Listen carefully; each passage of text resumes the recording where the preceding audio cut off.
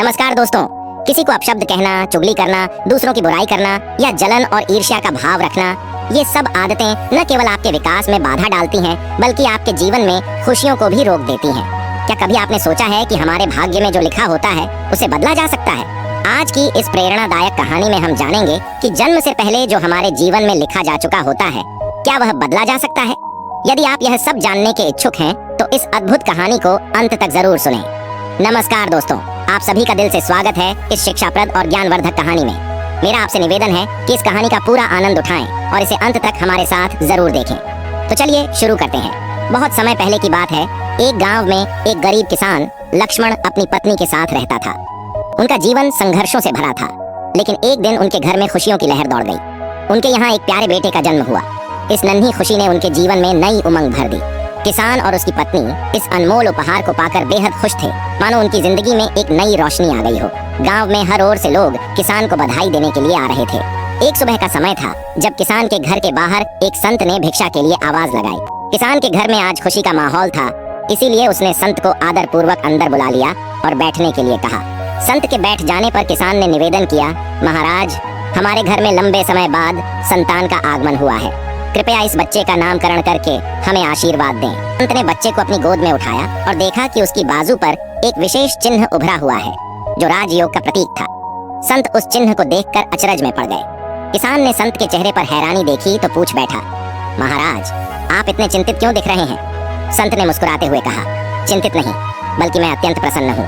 यह बच्चा अत्यधिक भाग्यशाली है और इसके भविष्य में सफलता के योग है। संत ने कहा, तुम्हारे बेटे की किस्मत में राजयोग लिखा है। किसान ने चौंकते हुए पूछा, महाराज, मैं आपकी बात ठीक से समझ नहीं पा रहा, आप क्या कह रहे हैं? संत मुस्कुराए और बोले, तुम्हारा बेटा एक दिन राजा बनेगा। वह 18 साल की उम्र में इस राज्य की राजकुमारी से विवाह करेगा और फिर इस नगर का शासक बन जाएगा। संत की यह बात सुनकर किसान खुशी से झूम उठा। जब गांव वालों को यह खबर मिली कि रामू का बेटा एक दिन नगर का राजा बनेगा, तो सब लोग उसे देखने के लिए उमड़ पड़े। एक दिन की बात है, उस नगर का राजा शिकार के लिए जंगल में निकला था, लेकिन उसे हिरण नहीं मिल पाया। शिकार करते करते राजा काफी दूर जंगल में खो गया। अब उसकी प्यास बढ़ने लगी, लेकिन आसपास कोई नदी या तालाब नहीं था जहां वह पानी पी सके। राजा ने कई घंटे जंगल में भटकते हुए पानी की तलाश की और आखिरकार वह उसी गांव में पहुंच गया जहां लक्ष्मण नाम का किसान अपनी पत्नी और बच्चे के साथ रहता था। राजा की नजर एक साधु पर पड़ी, जो अपनी कुटिया के पास बैठा हुआ था। राजा ने प्यासे होकर साधु से पानी मांगा। साधु ने उसे रुकने के लिए कहा और फिर अपनी कुटिया से पानी लाकर राजा को दिया। राजा ने पानी पीने के बाद देखा कि बहुत सारे लोग बाहर इकट्ठे होकर जा रहे थे। राजा ने आश्चर्य से साधु से पूछा, यह लोग कहाँ जा रहे हैं? साधु ने मुस्कुराते हुए जवाब दिया, ये सभी लक्ष्मण के घर जा रहे हैं, क्योंकि वहाँ एक अत्यधिक भाग्यशाली बच्चे का जन्म हुआ है। साधु बाबा ने उस बच्चे के बारे में एक भविष्यवाणी की थी, जिसे सुनकर राजा का मन अशांत हो गया। राजा ने जिज्ञासा से साधु से पूछा, ऐसी कौन सी भविष्यवाणी है जिसके कारण सभी लोग लक्ष्मण के घर जा रहे हैं? साधु ने कहा, साधु बाबा ने भविष्यवाणी की है कि जब लक्ष्मण का बेटा 18 साल का होगा, तो वह इस राज्य के राजा की पुत्री से विवाह करेगा और बाद में वह इस राज्य का शासक बनेगा। राजा यह सुनकर चौंक गए और बहुत क्रोधित हुए। उनका मन यह सोचने लगा कि एक साधारण किसान का बेटा कैसे उनकी पुत्री से विवाह कर सकता है और राज्य का शासक बन सकता है। राजा राजेश ने संत से कहा, संत जी, मैं इस राज्य का राजा हूँ, आप क्या सोचते हैं? मैं एक साधारण किसान के बेटे के साथ अपनी बेटी की शादी कर दूंगा। संत ने शांत स्वर में उत्तर दिया, राजेश, जो इस बच्चे के भाग्य में लिखा है उसे कोई नहीं बदल सकता। राजेश ने अपनी ताकत पर घमंड करते हुए कहा, संत जी, आप भगवान का लिखा हुआ मिटा कर दिखाइए, मैं वह कर दिखाऊंगा। संत मुस्कुराए और बोले, राजेश, मैं भी वही हूँ और आप भी वही हैं, तो अब हम देखते हैं कि यह सब कैसे घटित होता है। राजा ने संत को प्रणाम किया और अपने महल लौट गया, लेकिन रात भर उसकी नींद उड़ी रही। उसका मन इसी विचार में उलझा था कि किसी भी कीमत पर संत की भविष्यवाणी को सच नहीं होने देगा। अगले दिन राजा ने अपना वेश बदल लिया और लक्ष्मण के गांव की ओर निकल पड़ा। गांव पहुंचकर वह लोगों से पूछताछ करते करते लक्ष्मण के घर तक जा पहुंचा। राजा ने घर के बाहर से आवाज लगाई और लक्ष्मण उसकी आवाज सुनकर बाहर आ गया। आप कौन हैं और यहाँ किस लिए आए हैं? व्यापारी ने कहा, मैं पास के गाँव का एक धनी व्यापारी हूँ और कपड़ों का व्यापार करता हूँ। मैंने सुना है कि तुम्हारे घर में एक बहुत ही भाग्यशाली बच्चे का जन्म हुआ है और उसकी किस्मत में बड़े योग हैं। लक्ष्मण ने कहा, हाँ, आपने सही सुना है। व्यापारी ने मुस्कुराते हुए कहा, अगर आप बुरा न माने तो एक बात कहूं? लक्ष्मण ने सहमति में सिर हिलाया। व्यापारी ने प्रस्ताव रखते हुए कहा, क्या तुम अपना बच्चा मुझे दे सकते हो? इसके बदले में मैं तुम्हें बहुत सारा धन दूंगा। धनी व्यापारी ने लक्ष्मण से कहा, मैं न केवल तुम्हारे बच्चे को धन दूंगा बल्कि उसकी पूरी देखभाल भी करूंगा। लक्ष्मण की पत्नी ने तत्काल उत्तर दिया, नहीं व्यापारी जी, मैं अपना बच्चा आपको नहीं दे सकती। इस पर व्यापारी ने जवाब दिया, तुम्हारी स्थिति एक साधारण किसान की है, क्या तुम वाकई अपने बच्चे का भविष्य संवार सकते हो? लक्ष्मण ने गहरी सोच में पड़ते हुए कहा, शायद आप सही कह रहे हैं, हम इसके लिए सक्षम नहीं हैं। लक्ष्मण की बात सुनकर उसकी पत्नी ने भी सहमति जताते हुए कहा, ठीक है व्यापारी जी, हम आपके भरोसे अपना बच्चा सौंपने के लिए तैयार हैं। धनी व्यापारी ने लक्ष्मण से वादा करते हुए कहा, मैं इस बच्चे का पालन पोषण करूंगा, लेकिन जब यह 18 साल का हो जाएगा तब इसे तुम्हारे पास लौटा दूंगा। लक्ष्मण ने संतोष से सहमति में सिर हिलाया और व्यापारी ने बच्चे को अपने साथ ले लिया। व्यापारी बच्चे को लेकर एक गहरी नदी के किनारे पहुंचा। उसने सोचा कि वह इस बच्चे को नदी में छोड़ देगा ताकि उसकी कहानी वहीं समाप्त हो जाए, लेकिन जैसे ही उसने बच्चे का मासूम चेहरा देखा, उसका मन विचलित हो उठा और उसे बच्चे को छोड़ने का साहस नहीं हुआ। काफी सोच विचार के बाद व्यापारी ने एक मजबूत लकड़ी का बक्सा लिया और बच्चे को उसमें रखकर उसे नदी में बहा दिया। व्यापारी ने सोचा कि यह बक्सा नदी के गहरे पानी में जाकर डूब जाएगा और बच्चा वहीं खत्म हो जाएगा। यह सोचकर व्यापारी निश्चिंत होकर अपने घर लौट गया, यह मानते हुए कि अब इस बच्चे का कोई भविष्य नहीं है और उसकी बेटी के साथ इसका संबंध कभी नहीं बनेगा। उधर वह बक्सा नदी के बहाव में बहते बहते किनारे पर आ पहुंचा। नदी के किनारे पर एक संपन्न व्यापारी सूर्य को जल अर्पित कर रहा था। तभी उसकी नजर बहकर आए एक संदूक पर पड़ी। जिज्ञासा में आकर उसने संदूक खोला और उसमें एक मासूम बच्चे को देखकर आश्चर्यचकित रह गया। संयोगवश उस व्यापारी के खुद के कोई संतान नहीं थी। व्यापारी बच्चे को अपने घर ले गया, जहां उसकी पत्नी ने बच्चे को देखकर खुशी जताई। उसने अपने पति से पूछा कि यह बच्चा कहां से आया है। व्यापारी ने उसे बताया कि कैसे यह बच्चा नदी में बहता हुआ मिला। दोनों ने बच्चे को अपनी संतान मानकर स्वीकार कर लिया और भगवान को धन्यवाद दिया। अब वह बच्चा व्यापारी के घर में पलने लगा और व्यापारी ने उसका नाम विजय रखा। समय बीतता गया और धीरे धीरे 18 साल बीत गए। विजय एक अत्यंत समझदार और बुद्धिमान युवक बन चुका था। एक दिन जब विजय अपने शिक्षक से शिक्षा प्राप्त कर रहा था, शिक्षक ने उससे कुछ कठिन प्रश्न पूछे। विजय ने तुरंत ही उनका सही उत्तर दे दिया। यह देख शिक्षक ने विजय की प्रशंसा करते हुए कहा, तुम अत्यंत होनहार हो विजय, तुम्हारे भीतर महान बनने की पूरी क्षमता है। विजय की बुद्धिमत्ता देखकर शिक्षक बहुत प्रसन्न हुआ। उसी समय वहां से वही राजा गुजर रहा था जो किसी दूसरे राज्य के कार्य से जा रहा था। राजा ने विजय को देखा और उसकी बुद्धिमत्ता से प्रभावित होकर वहीं रुक गया। उसने विजय से पूछा, बेटा तुम कौन हो, कहाँ रहते हो और तुम्हारे पिता का नाम क्या है? विजय ने विनम्रता से कहा, महाराज मैं सेठ धनराज का पुत्र हूँ। यह सुनकर राजा वहां से चला गया। अपने कार्यों को निपटाने के बाद राजा जब वापस आया तो वह सीधे सेठ धनराज के घर पहुंचा और उनसे मिलने के लिए कहा। व्यापारी धनराज ने राजा से विनम्रता से कहा, महाराज मेरा बेटा बेहद समझदार और बुद्धिमान है, लेकिन सच कहूँ तो वह मेरा अपना खून नहीं है। मैंने उसे केवल पाला है, लेकिन वह मेरे लिए बेटे से भी बढ़कर है। राजा ने आश्चर्य से पूछा, तो यह लड़का आपका असली पुत्र नहीं है? फिर यह आपको कहाँ से मिला?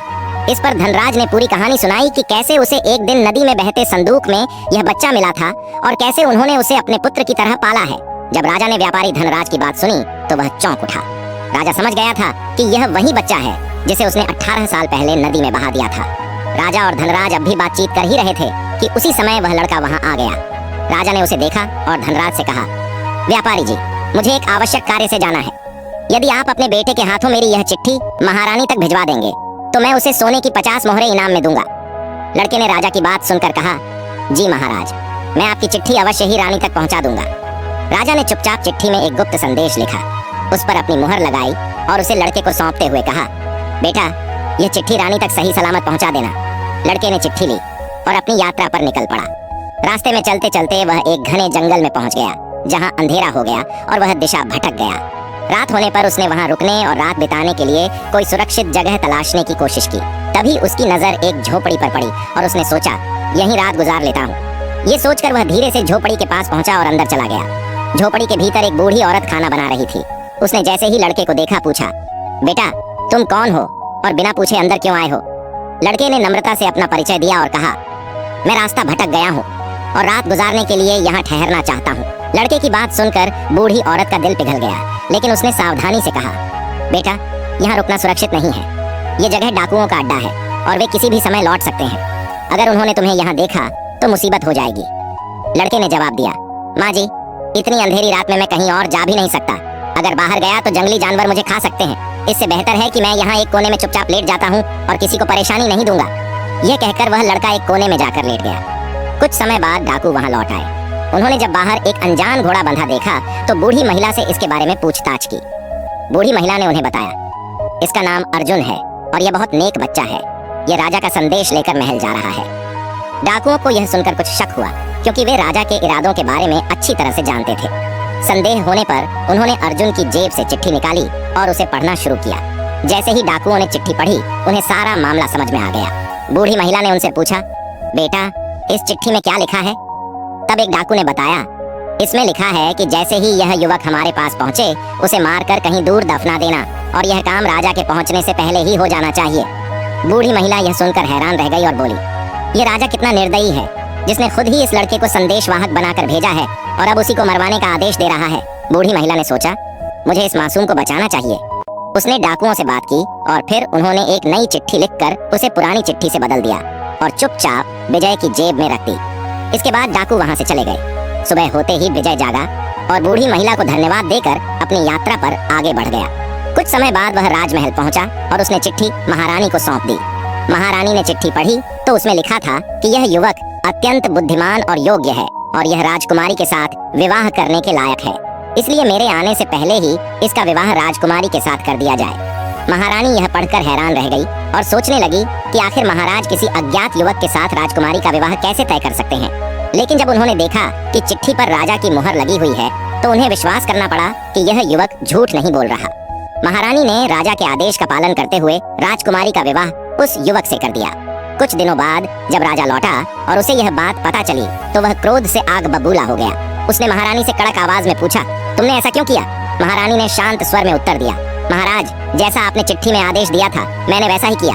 राजा ने तुरंत महारानी से कहा, मुझे वह चिट्ठी दिखाओ। जब महारानी ने चिट्ठी राजा को दिखाई तो राजा ने उसमें लिखा हुआ कुछ और ही पाया। यह देखकर राजा का गुस्सा बढ़ गया और उसने अपने सैनिकों को आदेश दिया, जाओ उस युवक को पकड़कर मेरे सामने लाओ। सैनिक तुरंत गए और विजय को पकड़कर दरबार में ले आए। क्रोध से भरे राजा ने विजय से कहा, तुमने छल से मेरी पुत्री से विवाह कर लिया, परंतु मैं तुम्हें अपना दामाद स्वीकार नहीं करूंगा।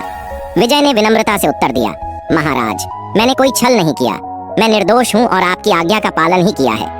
राजा ने विजय की बात सुनकर कहा, तुम मुझे मूर्ख बनाने की कोशिश कर रहे हो, लेकिन मैं तुम्हें अपना दामाद स्वीकार नहीं करूंगा। तभी एक सैनिक ने आकर राजा को सूचित किया, महाराज, बाहर एक संत आए हैं और वे आपसे तुरंत मिलना चाहते हैं। राजा ने संत को अंदर बुलाने का आदेश दिया। संत के प्रवेश करते ही राजा ने उठकर उन्हें प्रणाम किया और विनम्रता से उनके आगमन का उद्देश्य पूछा। संत ने कहा, राजन, ऐसा लगता है कि तुमने मुझे पहचाना नहीं।